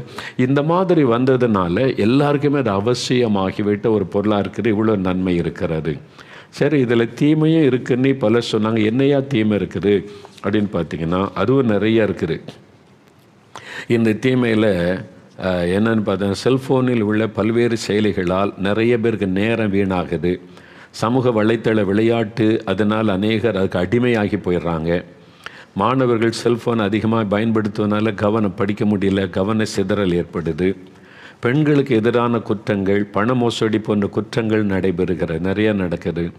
இப்போது பொள்ளாச்சி சம்பவம், நிறைய பெண்கள் பாதிக்கப்பட்டது. அதுக்கு வேறு எங்கேன்னு தேடி போனால் செல்ஃபோன், அதில் ஏற்பட்ட தொடர்பு, அதில் எடுத்த சில வீடியோ, அதில் எடுத்த சில காரியம், இவங்க ஷேர் பண்ண காரியம் பிள்ளைகளுடைய வாழ்க்கையை சீரழித்து விட்டது. 1-2 தான் வெளியே தெரியுது, வெளியே தெரியாமல் ஆயிரக்கணக்கான நடக்கிறது. இதெல்லாம் பெரிய சமுதாய சீரழிவை உண்டாக்குற காரியம். பாருங்கள் சரீரத்தில் பாருங்கள் அந்த ஐயா சொன்னாங்க பார்த்தீங்களா, கண் ஆஸ்பத்திரி எங்கே பார்த்தாலும் இப்போ திறந்துட்டாங்க. சின்ன பிள்ளைகளே கண்ணாடி போடாரு, வயசான காலத்தில் கண்ணாடி போடுவாங்க. இப்போ சின்ன 5 வயசில் கண்ணாடி போடுறாங்க, 6 வயசில். என்ன செல்ஃபோனே பார்த்து கண் பாதிக்கப்படுது, ஸ்ட்ரெஸ் சிலருக்கு வந்துடுது, தூக்கம் இல்லை. ராத்திரி எல்லாம் உட்காந்து விளையாடுறாங்கல்ல, கேம் விளையாடுறாங்க, தூக்கம் குறைஞ்சதுனால பாதிப்புகள். அதனால் அது மாத்திரம் அந்த காரில் போகும்போது செல்ஃபோன் பார்த்துட்டு போகிறோம், விபத்து. பைக்கில் போகும்போது செல்ஃபோன் பேசிட்டு போய் விபத்து. சில லாரி டிரைவர் ஹைவேஸில் பாருங்கள், வீடியோ பார்த்துட்டு போகிற செல்ஃபோனில் வீடியோ. இப்போ செல்ஃபோனில் பேசுகிற ஒரு வீடியோ பார்த்துட்டு போனால் எத்தனை பேர் விபத்து, அதனால் எத்தனை பேருடைய மரணம், பயங்கர தீமைகள் நடக்கிறது. இது மாதிரி பல காரியங்கள், இந்த தீமைகள் காணப்படுகிறது. பெரிய லிஸ்ட் அவுட் பண்ணியிருக்கிறாங்க. இந்தியாவில் செல்ஃபோன் மூலம் ஆபாச இணையதளத்தை சுமார் 89% பேர் பார்க்கின்றனர். கொரோனா ஊரடங்கின் போது ஆபாச வலைத்தளங்களை உபயோகிப்போர் எண்ணிக்கை 95% அதிகரித்தது. இந்தியாவில் சுமார் 55 கோடி பேர் செல்ஃபோன் கேம் விளையாடுறாங்க. 55 கோடி பேர் கேம் விளையாடுறாங்க. பாருங்கள், 20 வயதுக்குட்பட்டவர்களில் சுமார் 65% பேர் ஆன்லைன் விளையாட்டிற்காக உணவையும் தூக்கத்தை விட ஆயத்தமாக இருக்கிறாங்க. இந்த மாதிரி நிறைய காரியங்கள். இப்போ இந்த தீமைகள் நீங்கள் வச்சுருக்கிற செல்ஃபோனில் ப்ராக்டிக்கலாக சில காரியம் சொல்கிறேன், நல்லா கவனிங்க. முதலாவது, நம்முடைய நேரம் வீணாக்கப்படுகிறது. நல்லா அறிந்துக்கோங்க, நேரம் என்ன நேரம் வீணாகுது? ஜெப நேரம், வேதம் வாசிக்கிற நேரம் வீணாக்கப்படுகிறது, படிப்பு நேரம் வீணாக்கப்படுகிறது. நிறைய பேர் நம்ம சாட்சி எழுதினவங்க முன்னால் 5 மணி நேரம் 6 மணி நேரம்லாம் நான் வெட்டி இந்த செல்ஃபோன்லேயே விளையாடி ஜெபமே பண்ணுறதில்லை, வேதமே வாசிக்கிறதில்லை, ஊழியமே செய்கிறதில்லை, படிப்பில் கவனம் செலுத்த முடியல. எவ்வளோ பெரிய பாதிப்பு! இளம் வயதில் அந்த பிள்ளைகள் ஆண்டவரோடு நெருங்குவதற்கு பதிலாக செல்ஃபோனில் அதான் சாத்தான் அந்த கண்ணியை வச்சுட்டான். பிசாசானவன் அதை கையில் கொடுத்து நம்முடைய ஜெபத்தை தடுக்க, வேத வாசிப்பை தடுக்க, ஊழியத்தை தடுக்க, படிப்பை கெடுக்க பிசாசு அதை பயன்படுத்துகிறான். அப்போ அதுக்குள்ளே இருக்கிற அந்த தீமைக்கு பின்னால் இருப்பது பிசாசானவர். என்னங்க, நன்மையும் இருக்குன்றீங்க, தீமையும் இருக்குன்றீங்கன்னு கேட்டால், இப்போ ஒரு மனுஷனை ஆண்டவரும் பயன்படுத்துகிறாரு, கொஞ்ச நேரத்தில் பிசாசும் பயன்படுத்தி விடுவான். ரெண்டுக்குள்ள வித்தியாசத்தை நீங்கள் கண்டுபிடித்து கவனமாக இருக்கணும். அதான் முக்கியம். பேதுரு என்னை யாருன்னு ஜனங்க சொல்கிறாங்க, ஒவ்வொருத்தரும் ஒன்று சொன்னாங்க. நீங்கள் யாருன்னு சொல்கிறீங்கன்னு பேதுரு சொல்ல, நீர் தேவனுடைய குமாரன் அப்படின்னு சொன்ன உடனே இயேசுக்கு சந்தோஷம். பேதுரு, இது பிதாவனுக்கு வெளிப்படுத்தினார், இது சாதாரண வெளிப்பாடல்ல, பிதாவனுக்கு வெளிப்படுத்தினார் என்ன அவருக்கு ஒருத்தர் தீர்க்கதரிசன வார்த்தை இயேசு சொல்லுகிறார். பேதுருக்கு பெரிய சந்தோஷம், ஆண்டவரிடத்திலிருந்து வெளிப்பாடு கிடைத்தது. அடுத்த நிமிஷம் இயேசு தன் மரணத்தை குறித்து பேசுகிறார். உன்னை பேதுரு இயேசுவை தனியாக கூட்டிகிட்டு போய் கடிந்து கொண்டாராம். என்ன ஆண்டவர் அப்படி பேசுகிறீங்க, சாவேன்றீங்க, சிலுவையில் மறிப்பேன்றீங்க, ரத்தம் அதெல்லாம் நடக்கூடாது, செய்யக்கூடாது என்றார். உடனே இயேசு என்ன சொன்னார்? அப்பாலே போ சாத்தானே. கொஞ்ச நேரத்துக்கு முன்னால் தான் பிதாக்கிட்டேருந்து வெளிப்பாடு கிடச்சிரு. இப்போது அதே பேதுருவை அப்படி மைண்டில் யார் அந்த விதையை விதைச்சது? சாத்தான். ஆண்டவர் சொல், அப்பாலே போ சாத்தானே.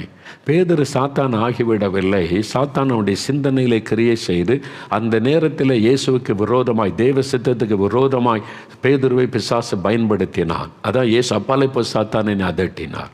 அப்போ இந்த செல்ஃபோனை நீங்கள் நல்ல விதமாக பயன்படுத்தும் போது ஆண்டவர் அதில் கிரியை செய்து ஆண்டவருடைய நாம மகிமைக்கென்று அதை பயன்படுத்த முடியும். பிசாசுக்கு நீங்கள் இடம் கொடுத்தீங்கன்னா சாத்தான் உங்களை பயன்படுத்தி செல்ஃபோன் மூலமாக அவன் தன்னுடைய திட்டத்தை நிறைவேற்ற முடியும். இந்த ரெண்டுமே அதுக்குள்ளே இருக்கிறாரு. அப்போ நீங்கள் தான் கவனமாக இருக்கணும் அதை ஹேண்டில் பண்ணுகிற விதத்தில். அப்போ நேரத்தை வீணாக்குதா பாருங்கள்.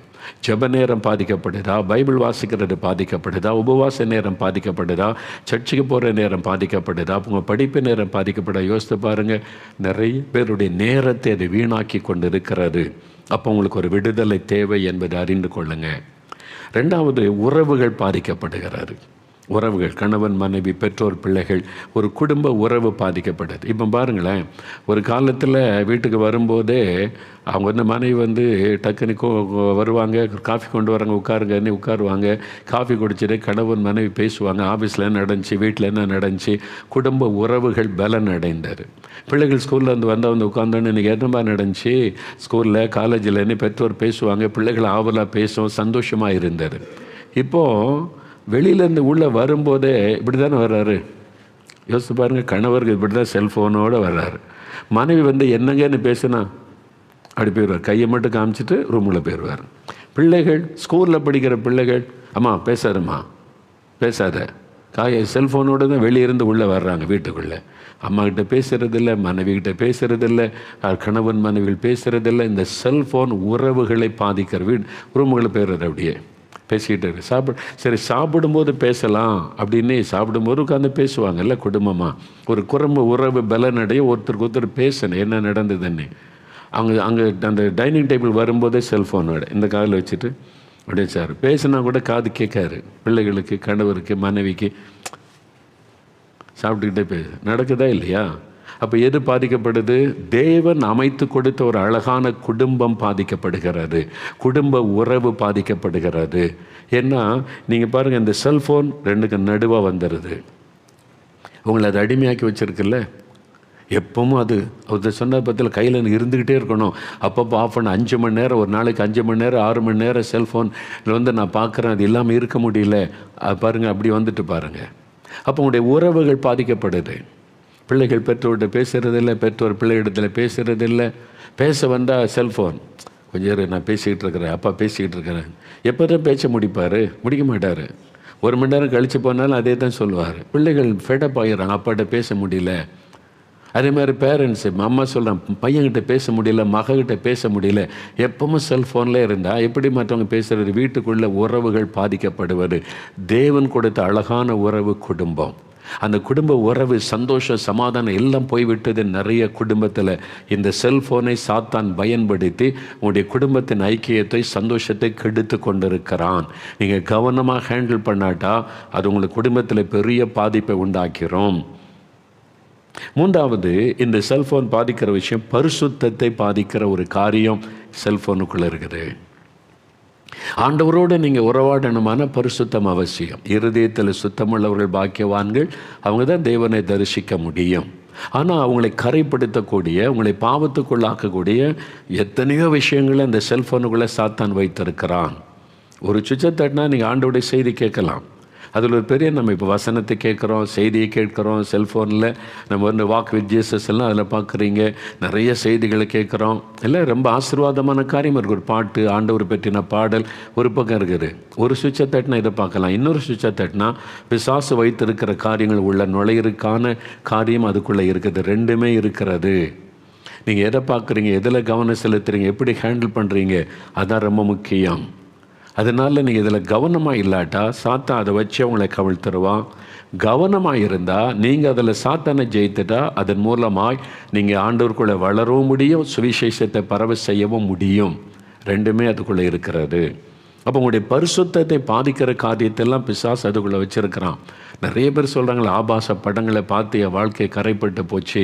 எத்தனை பிள்ளைகள் நம்ம சாட்சி எழுதுகிறாங்க, இதுக்கு முன்னால் அதை விட முடியல, ஆண்டவர் விடுதலை கொடுத்தார். அப்போ இது மாதிரி மணிக்கணக்கு நேரத்தெல்லாம் வீணாக்குனேன், என்னுடைய ஜெப நேரம் போச்சு, ஆண்டவரோடு பேசுகிற நேரம் போச்சு, எல்லாம் பாதிக்கப்பட்டு போச்சுது, ஆண்டவர் பின்வாங்கிட்டேன், இப்போ ஆண்டவர் விடுதலை கொடுத்துட்டாரு.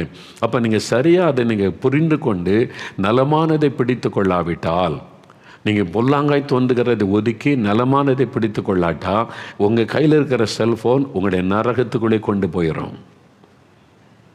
நல்லா அறிந்து கொள்ளுங்கள், உங்கள் செல்ஃபோனை வச்சு சாத்தான் உங்களை நரகத்துக்குள்ளே கொண்டு போயிடுவான்.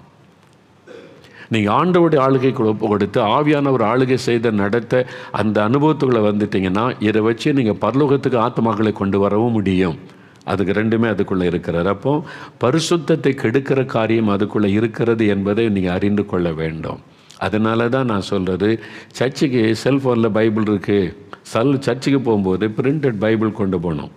நீங்கள் செல்ஃபோனில் பைபிள் இருக்குலாம் தூக்கிட்டு போகக்கூடாது. பிரிண்டட் பைபிள், இந்த மாதிரி பைபிள் வாங்கி வச்சு பயபக்தியாக பைபிளோட சர்ச்சுக்கு போகணும்.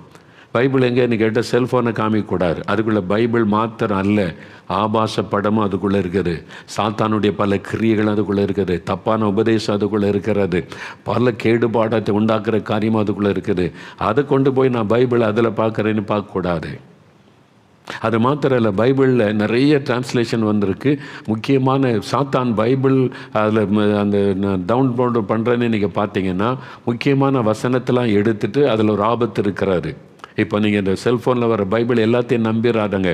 முக்கியமான வசனத்தெல்லாம் அதுலேருந்து எடுத்துட்டான் பிசாசு. அப்போ முக்கியமான வசனத்தை எடுத்துகிட்டு தவறான ஒரு வேத வசனத்தை அறிந்து கொள்ளும்படிக்கு செல்ஃபோன் மூலமாக பரவி கொண்டிருக்கிறது. நீங்கள் கவனமாக இல்லாட்டா வஞ்சிக்கப்பட்டு போயிடுவீங்க. அதனால தான் நீங்கள் கவனமாக இருக்கணும். பிரிண்டட் பைபிள் வாசிங்க, தியானிங்க. நீங்கள் ட்ராவலில் போகிறீங்க, ஒரு பஸ்ஸில் போகிறீங்க, அதில் போகிறீங்க, எங்கேயாவது உட்காரும்போது பைபிள் வாசிக்கணும்னா பாருங்கள், அவ்வளோதான். சர்ச்சுக்குள்ளே உட்காந்துக்கிட்டு செல்ஃபோனை நோண்டிக்கிட்டு இருக்காங்க, பைபிளை பார்க்குறேன்னு. நம்ம மாறணும், பிசாசுக்கு இடம் கொடுக்காதுருங்க, சரியா? அதனால் கவனமாக, இது சாத்தான் உங்களுடைய பரிசுத்தத்தை கெடுக்கிற காரியத்தை அதுக்குள்ளே வச்சிருக்கிறான், இந்த செல்ஃபோனுக்குள்ளே. அப்போ நீங்கள் கவனமாக இருக்கிறணும். அதனால தான் நலமானது எது அதனை பார்க்கணும், மற்ற காரியத்தை நீங்கள் ஒதுக்கி தள்ளிடணும். அது மாத்திரம் இல்லை, கடைசியில் எங்கே கொண்டு போகிறான்? அடிமைத்தனத்துக்குள்ளே. எங்கே ஒரு அடிமைத்தனம் இருக்கிறோ அதுக்கு பின்னால் பிசாசு இருக்கிறான்னு அறிந்து கொள்ளுங்க. வீடியோ கேமுக்கு அடிமை ஆயிட்டேன், பப்ஜி கேம், என்னென்னோ கேமுன்றாங்க. அது மணிக்கணக்காக நீங்கள் விளையாடிக்கிட்டே இருக்கீங்கன்னா you are under the bondage of the devil. சாத்தான் உங்களை அடிமைத்தனத்தில் வச்சுட்டான்னு அர்த்தம். பின்னாலேருந்து சாத்தான் கைக்குட்டி சிரிச்சுக்கிட்டே இருக்கிறான். விளையாடு, இன்னும் 1 மணி நேரம் விளையாடு, இன்னும் 2 மணி நேரம் விளையாடு. அப்போ தானே நீ பைபிள் தேடுறது, ஆண்டவர் தேடுறதில் விட்டுரும். அதை பற்றி சிந்திக்காத, இதில் விளையாடு, என்ஜாய் பண்ணு.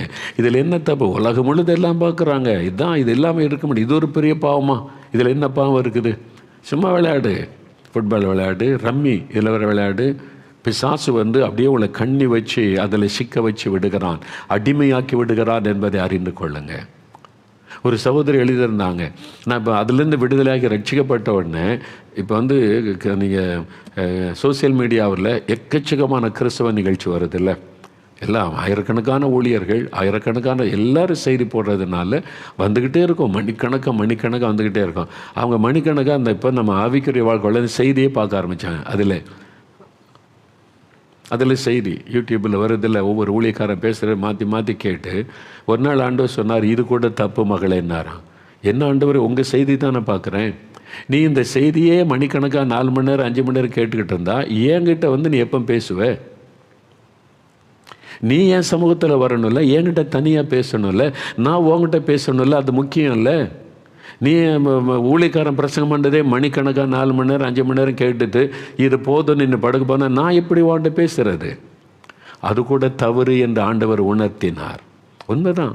அந்த மகள் அதுக்கப்புறம் அந்த மகள் கொஞ்ச நேரம் பார்ப்பாங்க, நானும் பார்ப்பேன் செய்தி, பல ஊழியருடைய செய்தி கேட்பேன், ஒரு 1/2 மணி நேரம், டெய்லி ஒரு 1/2 மணி நேரம்.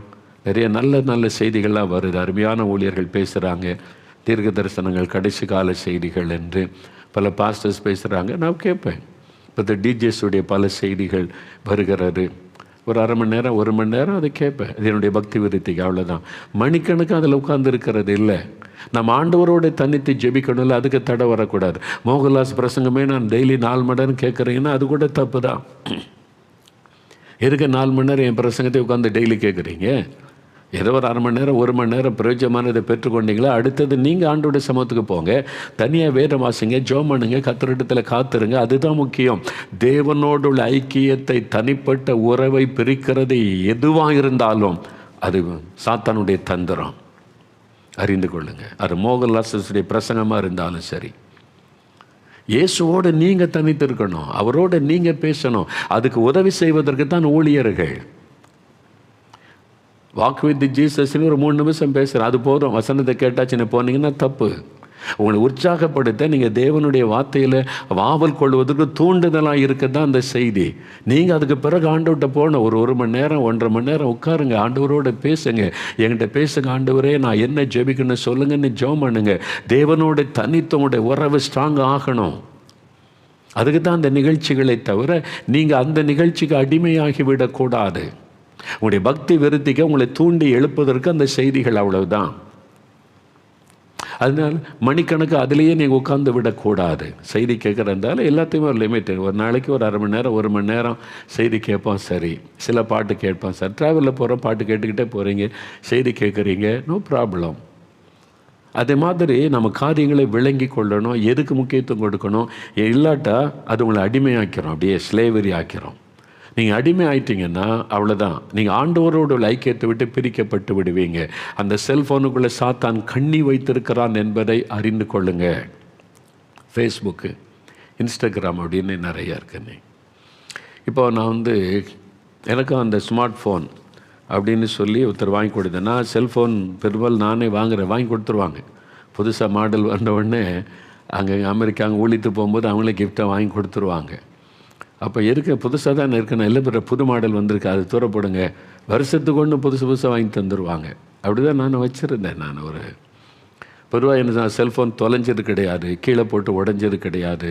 அந்த அளவுக்கு ஒரு பொருள் இருந்தால் பத்திரமா வைத்து கொள்ளுவேன். ஆனால் ஒரு சில வருஷத்துக்கு முன்னால், இந்த லாக்டவுனு காலத்துக்கு முன்னால் அதுக்கு முன்னால் ஒரு சமயம் என்னுடைய செல்ஃபோன் டேமேஜ் ஆகிட்டு, இயற்கைக்கு மேற்பட்ட விதத்தில் அது டேமேஜ் ஆகி பயன்படுத்த முடியாமல் அழிஞ்சிட்டு. எனக்குள்ள ஒரு பெரிய கொஸ்டின், ஒய் லார்ட்? இப்போ சாதாரண ஒரு விபத்து கீழே போட்டு அது காரியம் வேறு. இந்த மாதிரி இந்த என் செல்ஃபோன் டெஸ்ட்ராய் ஆகி போச்சு. எதுக்காக? பின்னால் தேவன் ஏதோ என் ஆண்டவர் பேச விரும்புகிறார், என்கிட்ட ஆண்டவர் எதை பேச விரும்புகிறார். நான் போய் ஜோம் பண்ணேன். உடனே அடுத்தாப்பில் ஸ்மார்ட் ஃபோன் வாங்கி கொடுக்கறதுக்கு ஆள் ரெடியாக இருக்காங்க, ஓகே அப்படின்னு. ஆண்டவர் சொன்னார், உனக்கு வேண்டாது. நான் எல்லாருக்கும் சொல்ல, எனக்கு சொல்கிறேன், ஊழியக்காரனா எனக்கு ஆண்டவர் சொன்னதை சொல்கிறேன். இதை எல்லோரும் அப்படி தான் இருக்கணும்னு நான் சொல்ல வரல. ஏன்? ஆண்டவர் சொன்னார், உனக்கு வேண்டாது, மற்றவங்க வச்சுக்கொள்ளட்டும், ஓகே, உனக்கு வேண்டாது. அப்போ இதுக்கு முன்னால் இருந்துச்சு, எனக்கு தெரிஞ்சவங்களாம் அந்த நம்பர் கொடுத்துருந்தேன். ஊழியத்தில் உள்ளவங்க, எங்களுடைய ட்ரஸ்டீஸு, அப்புறம் வெளிநாட்டில் டேஸ் உடிக்கிறார் பிரான்ச் ஆஃபீஸ் வச்சுருக்கிறவங்க, அவங்கெல்லாம் இருக்கும். நிறைய வீடியோக்கள் ஆளாளுக்கு பார்க்குற வீடியோலாம் அனுப்பி விடுவாங்க. எனக்கு அதை அழிக்கிறதே பெரிய பாடாயிரும்.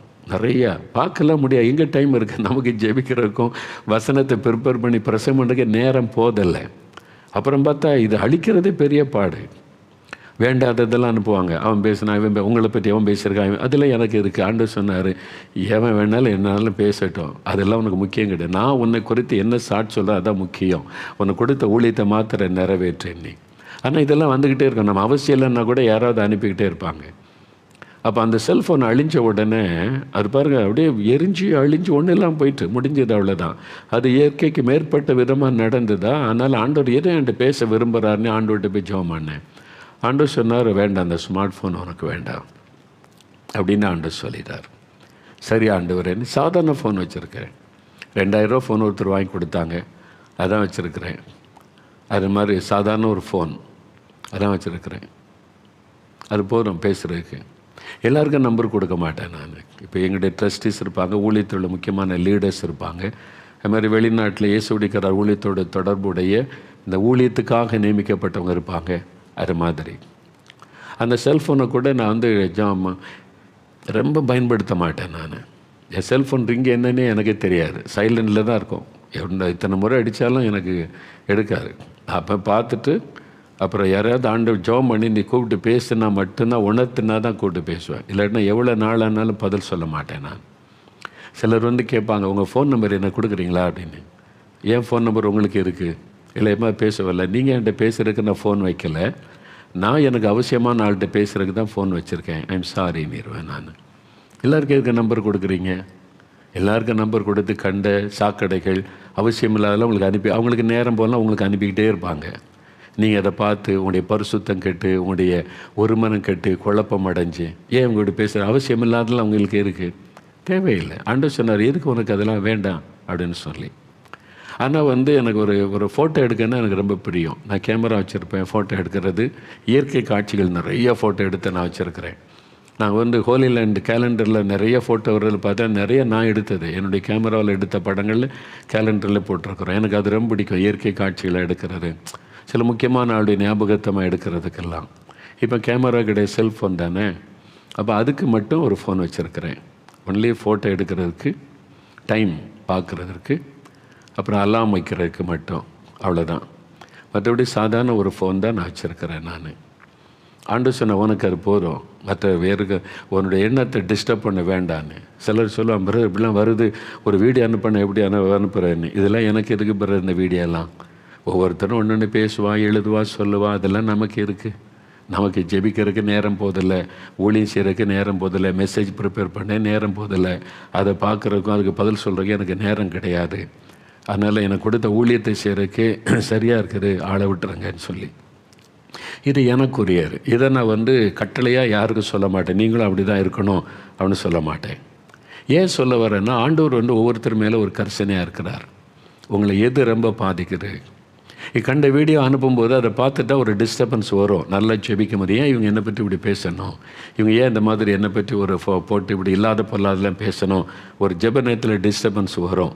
நானும் மனுஷன் தானே. ஆண்டவர் சொன்ன உனக்கு இது கூட வேண்டாம், எதுக்கு உனக்கு அதை ஏன் பார்க்குற, உடனே பார்க்காத, நீ எதுக்கு அதுக்கெல்லாம் நினைக்கணும், லீவ் இட்டுன்னு. அதனால தான் அது வேண்டான்ட்டார் ஆண்டவர் எனக்கு. அதனால் நான் இப்போ சேஃபாக இருக்கிறேன். எனக்கு வந்து அந்த டிஸ்டர்பன்ஸ் இல்லை. இப்போ ஜெபிக்க போனால் நல்லா ஜெபிக்க முடியுது, காத்திருக்க முடியுது, அவ்வளோதான். அதனால் செல்ஃபோனை வந்து உங்கள் கண்ட்ரோலில் இருக்கணும், நீங்கள் அதனுடைய கண்ட்ரோலுக்குள்ளே போகக்கூடாது. ஒருத்தர் சொன்னால் ராத்திரி 8 மணிக்கு செல்ஃபோன் ஆஃப் பண்ணி வச்சுருவேன், காலையில் ஜபெல்லாம் முடிச்சுட்டு 8 மணிக்கு தான் அப்புறம் ஆன் பண்ணுவேன். நல்ல பழக்கத்தை உண்டாக்குங்க. ராத்திரிலாம் உட்காந்து பேசிக்கிட்டு இருக்கிறது. நான் வந்து ஃபேஸ்புக்கில் நான் அனுப்புகிற ஃபோட்டோ அனுப்புகிறேன், என்ன பார், என் அழகை பார் அப்படின்னு ஃபோட்டோலாம் எடுத்து, பெண் பிள்ளைகள் விசேஷமாக நீங்கள் கவனமாக இல்லாட்டா சாத்தா அவங்கள வீழ்த்திடுவான். உங்கள் ஃபோட்டோவை இருக்க மற்றவங்கெல்லாம் பார்க்கணும். நீங்கள் உங்கள் ஃப்ரெண்டுக்கு அனுப்பி, அவங்க பல ஃப்ரெண்டுக்கு அனுப்பி, எதுக்கு இதெல்லாம் உங்களுக்கு தேவையா, இது ஆண்டவர் விரும்புவான்னு நினைக்கிறீங்களா?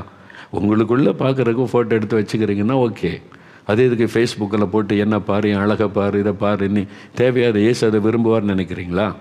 நீங்களே யோசிங்க, ஆண்டவர்கிட்ட கேட்டு செய்யுங்க. அதை பார்த்து அதை வேறு விதமாக அவங்க பேசி பார்த்து எதுக்கு அவசியமில்லாத பிரச்சனைகள். இயேசுவை பற்றி சொல்லுங்கள்.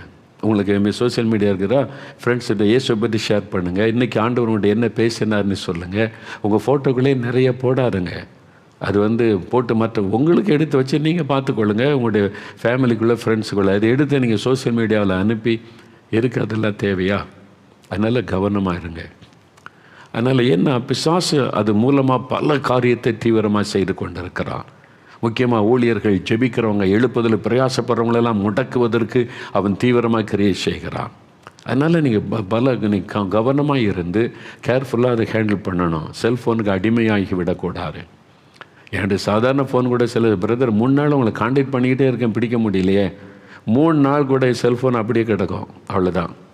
கேம்ப் இருக்கும், ஜெபம் இருக்கும், 3 நாள் உபவாச ஜெபம் இருக்கும், பார்க்குறது கூட இல்லை. நான் அதை 3 நாள் கழித்து தான் பார்ப்பேன். நான் சில மிஸ்டு கால் இருந்தால் கூப்பிட்டிங்களா, 3 நாளாக ட்ரை பண்ண மாதிரி ஜெபம் இருக்குல்ல. அப்போ வந்து காலையில் எழும்பணும் பார்க்குறது, ராத்திரி அது மூஞ்சில் முடித்து அது மூஞ்சில் தான் காலையில் எழும்புறது, அது நல்ல பழக்கம் அல்ல. அதெல்லாம் மாற்றிக்கொள்ளணும். செல்ஃபோன் வந்து உங்களுக்கு அடிமையாக இருக்கணும். நீங்கள் யூஸ் பண்ண இல்லாட்டா இருன்னா இருக்கணும்.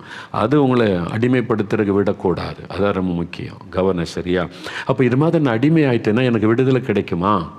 நான் இந்த மாதிரி இதுக்கு ஒரு ஸ்லேவரி ஆகிட்டேன். அந்த விளையாட்டுக்கு, என்ன பழக்கத்துக்கு, என்ன படங்களுக்கெல்லாம் அடிமை ஆகிட்டேன். என் நேரெல்லாம் வீணாகுது, தெரியுது தப்புன்னு வெளியே வர முடியலையே. இப்போ எனக்கு இன்றைக்கி அதுக்கு தான் ஜெபிக்க போகிறேன். இப்போ சரியா? உங்கள் செல்ஃபோன் கையில் இருந்தால் கையில் வைத்துக்கொள்ளுங்க. முதலாவது ஒரு ஜெபம் செய்ய போகிறேன், விடுதலை. எனக்கு ஒரு விடுதலை வேணும். இந்த மாதிரி ஃபேஸ்புக்கு, இன்ஸ்டாகிராம், இந்த விளையாட்டு அப்படின்னு நிறைய அடிமைத்தனம் எனக்குள்ளே இருக்குது. எனக்கு ஆண்டவர் இந்த விடுதலை வேணும். இருதயத்தில் கை வைங்க, இருதயத்தில் கை வைங்க. முதலாவது 1 நிமிடம் ஜெபம் பண்ணுங்க. இயேசுவே, என்னை ஒப்பு கொடுக்கிறேன், இந்த அடிமைத்தனத்தின் விடுதலை கொடுங்க. செல்ஃபோன் அடிமைத்தனத்தின் விடுதலை கொடுங்க. சாத்தானை அடிமையாக்கிட்டானே, என்னை அறியாமலே இதற்குள்ளே சிக்கி கொண்டேனே. ஆண்டவரே, என் பரிசுத்தம் பாதிக்கப்படுது, ஜெபம் பாதிக்கப்படுது, உம்மோடு உள்ள ஐக்கியம் பாதிக்கப்படுது, என் குடும்பத்தில் சந்தோஷம் பாதிக்கப்படுது, என் நேரெல்லாம் வீணாகிறது. எனக்கு விடுதலை கொடுங்க. இயேசுவே, விடுதலை கொடுங்க. இயேசுவே நாமத்தில் விடுதலை உண்டாகட்டும். இயேசுவே, உம்முடைய இரத்தத்தின் வல்லமை எனக்குள் இறங்கட்டும். விடுதலை கொடுங்க, விடுதலை கொடுங்க. மகளே ஜெபம் பண்ணு, மகனே ஜெபம் பண்ணு, பெற்றோர் பிள்ளைகளுக்காக ஜெபம் பண்ணுங்க, குட்டி பிள்ளைகள் ஜெபம் பண்ணுங்க. இயேசுவின் நாமத்தில் இன்னைக்கு விடுதலை. இயேசுவின் இரத்தத்தின் வல்லமையினால் இன்னைக்கு விடுதலை. நசரேயனாகிய இயேசு கிறிஸ்துவின் நாமத்தினால் ஆவியானவர் எங்கோங்க விடுதலை உண்டு. இயேசு கிறிஸ்து விடுதலை ஆக்கினால் மெய்யாகவே விடுதலை ஆவீர்கள். அருமையான இந்த வாலிப மகள், வாலிப மகனுக்கு விடுதலை கொடுத்த ஆண்டவர் இந்த பிள்ளைகளை தொடுவீராக. இயேசு கிறிஸ்துவின் நாமத்தில் விடுதலை உண்டாகட்டும். இயேசு கிறிஸ்துவின் நாமத்தில் அடிமைப்படுத்துகிற ஆவியின் கிரியைகள் அழிக்கப்படட்டும்.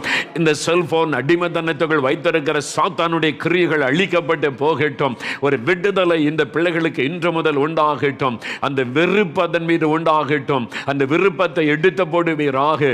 சாத்தானுடைய கண்ணை தெரிபட்டு போகட்டும் இயேசுவின் நாமத்தில். உம்முடைய வல்லமை தொடுகிறதற்காய் ஸ்தோத்திரம். கட்டுகள் அறுக்கப்படுகிறதற்காய் ஸ்தோத்திரம் இயேசுவே ஸ்தோத்திரம் சொல்லுங்க. விடுதலை தந்துவிட்டதற்காய் ஸ்தோத்திரம். ஆண்டவரே, செல்போனிலே மூழ்கி விடாதபடி, செல்போனின் அடிமதனத்துக்குள் ஆகி விடாதபடி, ஆண்டவரே செல்போனை எதற்கு எப்போ பயன்படுத்தணுமோ ஞானத்தோடு அதற்கு மட்டும் பயன்படுத்த ஒவ்வொருவருக்கு கிருபை தாரும். சாத்தானுக்கு இடம் கொடுக்காதபடி காத்துக்கொள்ளும். உம்முடைய கரத்தில் ஒப்பு கொடுத்து விட்டோம். நீர் விடுதலை கொடுத்து விட்டீர், ஆசீர்வதித்து விட்டீர். உமக்கு கோடி கோடி கோடி நன்றி செலுத்துகிறோம். இயேசு கிறிஸ்துவின் நாமத்தில் ஜெபிக்கிறோம் பிதாவே. ஆமேன், ஆமேன்.